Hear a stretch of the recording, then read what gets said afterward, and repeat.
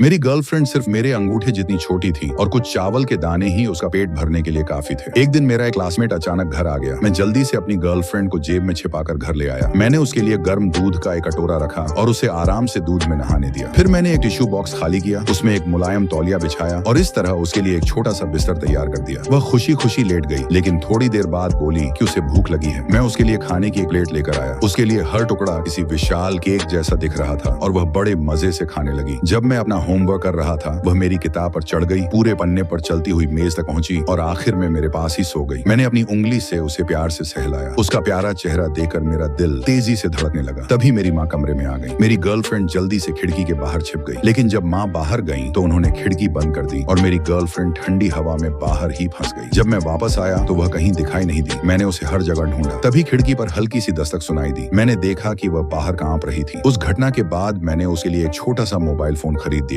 ताकि किसी भी खतरे में वह तुरंत मुझसे संपर्क कर सके। लेकिन उसे सबसे ज्यादा चिंता कपड़ों की थी। उसके पास पहनने के लिए कुछ नहीं था, इसलिए उसने मुझसे उसके लिए एक ड्रेस बनाने को कहा। मैं बहुत अनाड़ी था। मैंने जो ड्रेस बनाई वह उसे बिल्कुल फिट नहीं आई। मजबूर होकर उसे अपने घर जाकर बारबी डॉल के कपड़े लाने पड़े। वह खिड़की से कूदकर अपने घर की ओर दौड़ी, लेकिन उसके लिए सीढ़ियां किसी पहाड़ से कम नहीं थी। वह एक एक सीढ़ी चढ़ती गई और अपने कमरे तक पहुंचते पहुंचते हांफने लगी। उसने अपना सूटकेस खोला और कई सुंदर ड्रेसेस अपने बैग में भर ली। लेकिन तभी जब घर में कोई नहीं था, एक चोर खिड़की से अंदर घुस आया। मेरी गर्लफ्रेंड तुरंत छिप गई और मुझे मैसेज भेजकर मदद मांगी। मैं तुरंत वहां के लिए भागा, लेकिन तब तक चोर ऊपर वाले कमरे में पहुंच चुका था। खुशनसीबी से मेरी गर्लफ्रेंड ने खुद को एक बारबी डॉल की तरह छिपा लिया। फिर भी चोर को थोड़ा शक हो रहा था। तभी चोर का फोन बजा। उसके साथी ने उसे नीचे दरवाजा खोलने के लिए बुलाया। वह नीचे गया और थोड़ी देर बाद अपने साथी के साथ वापस ऊपर आ गया। मैं लगातार उसे कॉल और मैसेज कर रहा था कि मैं बस पहुंचने ही वाला हूँ। चोरों को लगा कि घर के अंदर कोई मौजूद है, इसलिए वे घबराकर वहां से भाग गए। मैं कमरे में दौड़ता हुआ पहुंचा। उसे सुरक्षित देकर मैंने राहत की सांस ली और उसे अपनी हथेलियों में उठा लिया। उस रात वह अपने घर से लाई हुई अलग अलग ड्रेसेस पहनकर मुझे दिखाने लगी। वह जो भी पहनती मुझे बहुत अच्छी लगती। फिर वह बालकनी में गई और खूबसूरती से नाचने लगी। उसे अपने सामने देखकर मैं पूरी तरह उसके प्यार में पड़ गया। लेकिन अगली सुबह जब मेरी आंख खुली तो मैं खुद सिकुड़ चुका था और मेरी गर्लफ्रेंड पहले से बड़ी हो गई थी। अब बताइए, अगर आपको मौका मिले तो क्या आप ऐसी नन्ही सी गर्लफ्रेंड चाहेंगे?